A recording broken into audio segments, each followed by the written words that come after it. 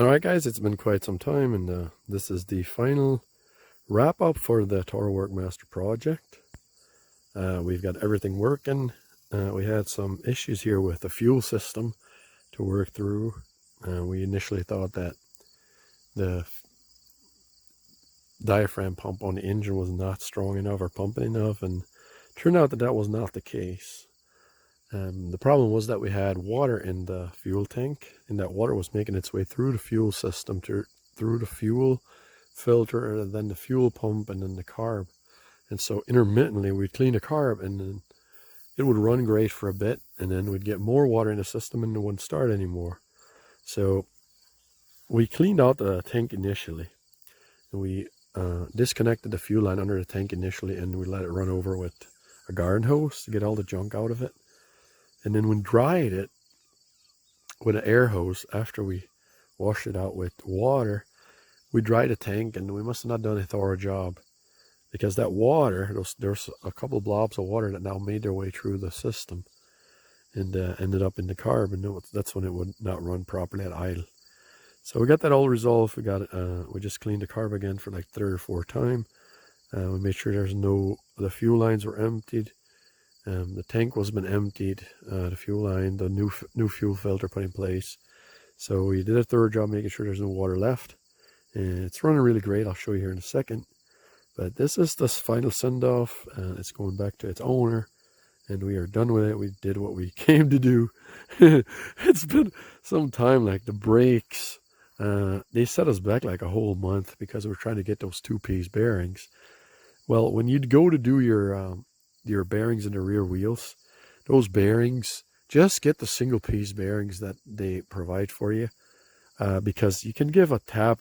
If you know where to tap on them, you can take them apart and make them 2-piece, and then you can just tap the race into the axle tube, and then you'll heat up that bearing and slide it onto the axle. That's how we did these.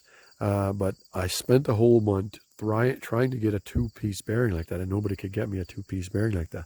Well, you just take apart the 1-piece bearing that they sell you.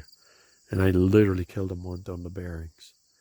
Once I actually decided to just use the 1-piece, it didn't take me that long to do the brakes. And then after we got the brakes on, we thought that was like a week or so ago. We thought we were done, and we ended up having a fuel issue still. So here we are today. We got that all taken care of. And just showing you this before, I'll just do a quick walk around and show you what we did with the dash again, and this will be our wrap up. We got our choke, which is all new. We moved that choke here. The guy that put this Honda engine in, it had the choke over here, and I didn't like that setup because I want a 2-hand start. I want you to use your left hand for the choke and turn the key with your right. So that's why I moved it up here. 8-foot universal choke like this is very cheap. And we did the lights. Remember, we had that golf cart light switch? It literally fell apart on us. So this is wired from, so I just used a very nice heavy duty toggle switch with a rubber boot over it that's waterproof. And I've had better luck with this than with the cheap pull out golf cart style that fell apart on me while I was still restoring it. And then over here there was a giant hole. The cup holder was missing, but I found these on Amazon. Just measure the inside outside diameter, glue it in.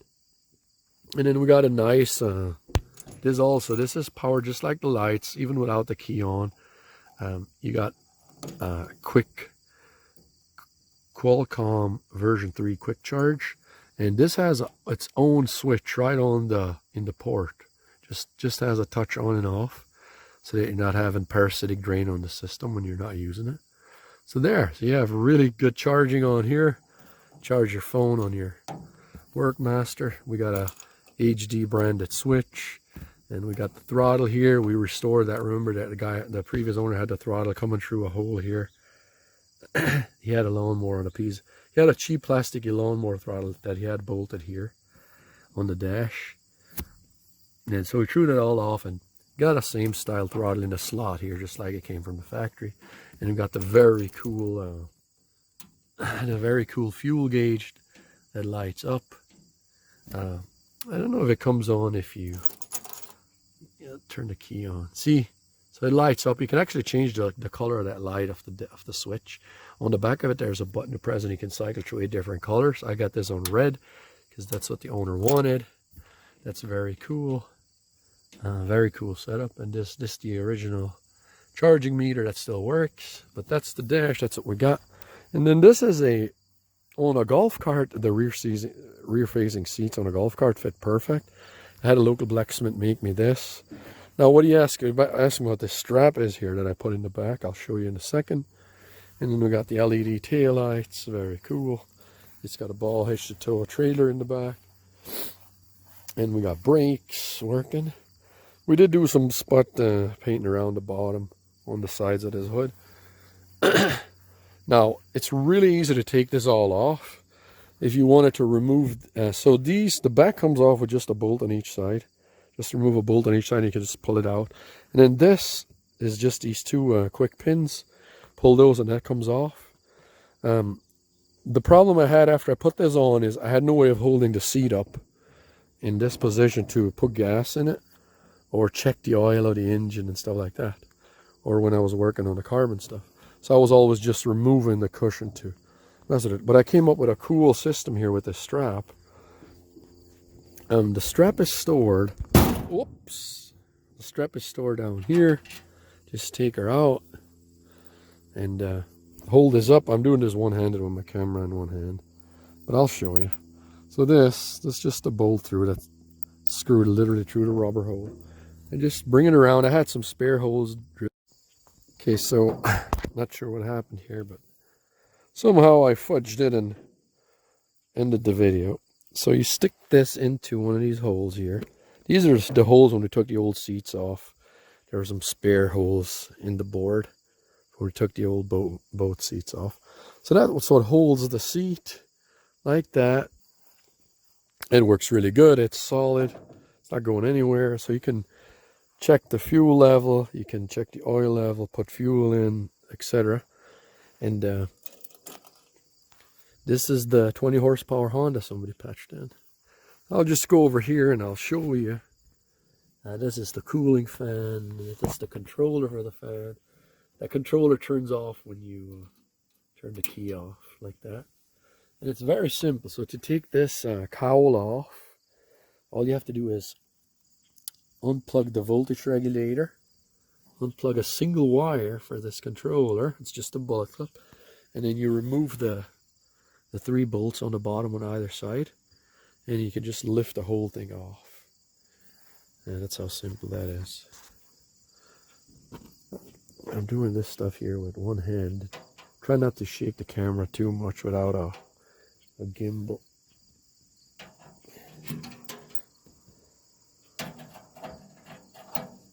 So we're going to put the lid down. And so when we initially started, the choke was on the side here. I didn't like how that guided before we did the choke, so I moved it over here. A cheap 8-foot universal choke is very economical. So we have 2-handed start. Your left hand does the choke, your right hand turns the key. And then we've got a heavy duty light switch here. So the pull out light switch that I had for a golf cart fell apart while we were still restoring the machine. So I just grabbed a heavy duty toggle switch from my stuff. And then over here we have a cup holder. There was a giant hole here, and then there was a tubing bolted to it with a cheap plastic throttle from a lawnmower. And then we threw that all off and put a cup holder in here. Those are available on Amazon. Just get your correct size. And then here we have, I'll show you. Here we have a Qualcomm version 3 quick charge port, dual USBs. So there's a switch right on there. You just turn it on and off as you need. So you don't have parasitic drain on your electrical system.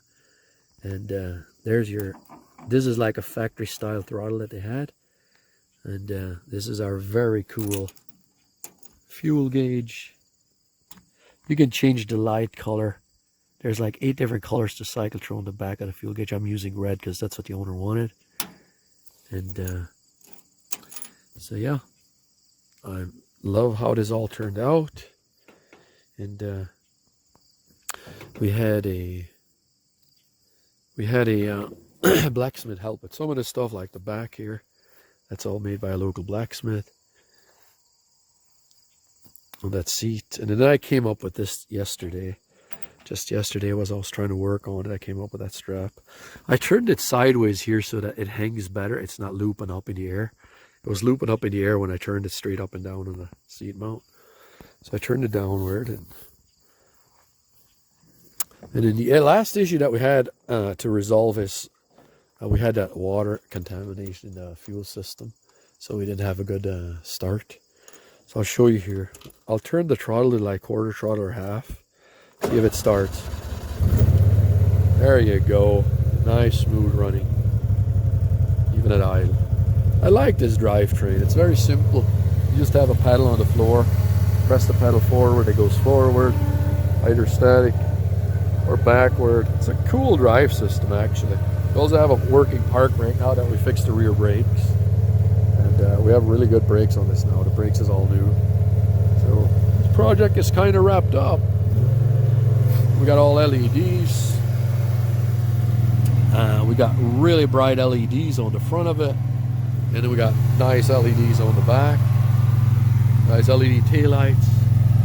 I don't know if they'll come up really nice, but they're super bright. They don't show up well on camera. So this bad boy is in the books. It's been a really fun project. And it's been a really fun project and learned quite a few things. So this is us saying, so long, Toro Workmaster. You've been fun.